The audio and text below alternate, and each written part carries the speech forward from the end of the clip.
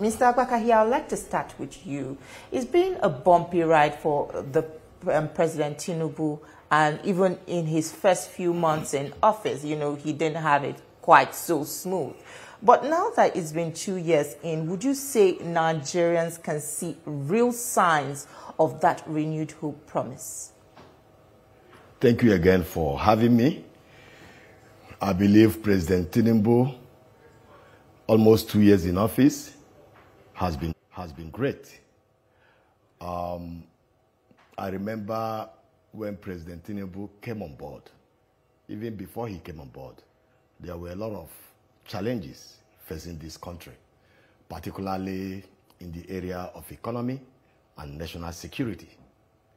But however, when he came in, he took very bold and ambitious decisions. First, by obliterating, the fuel subsidy and the unification of the foreign exchange rate. Those were major policies that has brought this country in positive light. And since then, there has been a lot of initiatives the president has put in place.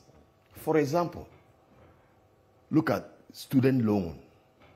As we speak, 54 billion has been, disbursed in respect of student loan, both to the universities in respect of tuition and also for students in respect of stipend. But apart from that, there are so many areas, Look at in the area of employment opportunities. The president believes that it's not the government duty alone to provide employment opportunities, but he has created the enabling environment, for the private sector to participate in the provision of employment opportunities. There has been the Nigerian Youth Investment Fund with about 110 billion naira. And many youths are getting involved, collecting soft loan, 1 million, 2 million, 3 million, even up to 20 million. The Bank of Industry has done a lot.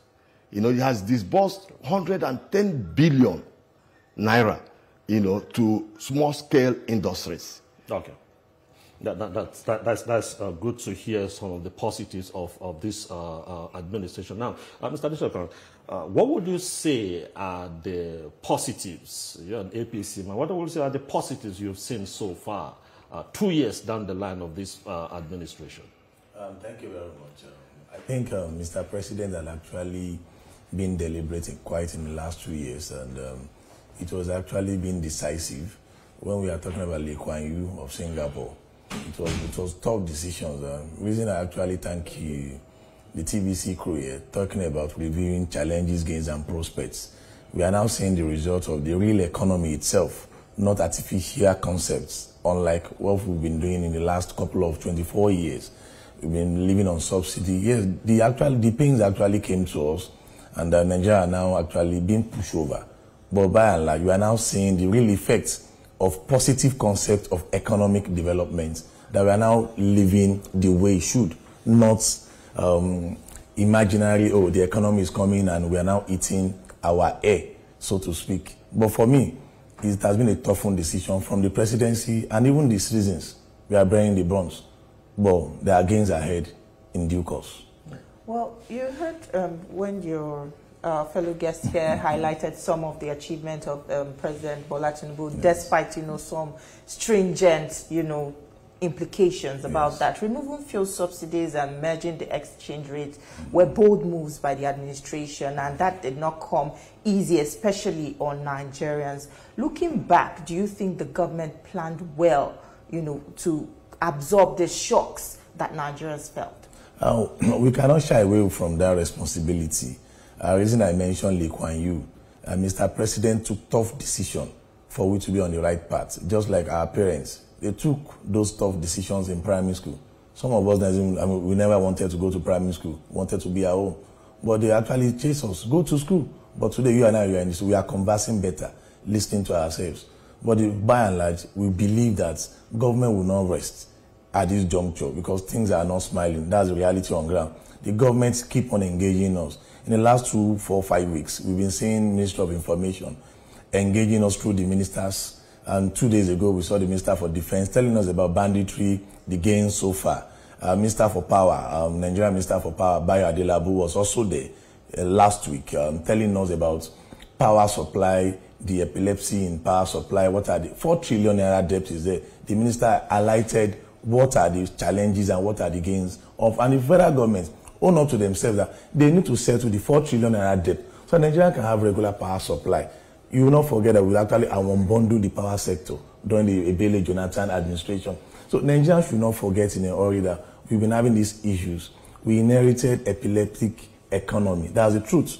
And unfortunately, our government we are a party in government in the last 10 years. And we cannot be giving an excuse to Nigerians at the same time. But by and large, we need to engage Nigerians who are the critical stakeholders of the Nigerian project. That these are the realities on ground. We are seeing the books and we are now telling you subsidy had been removed before Tinubu came into power. We were all at Eagle Square. He only emphasized that subsidy was gone, that I didn't meet subsidy on ground. So I believe governments need to communicate. We need more of communications.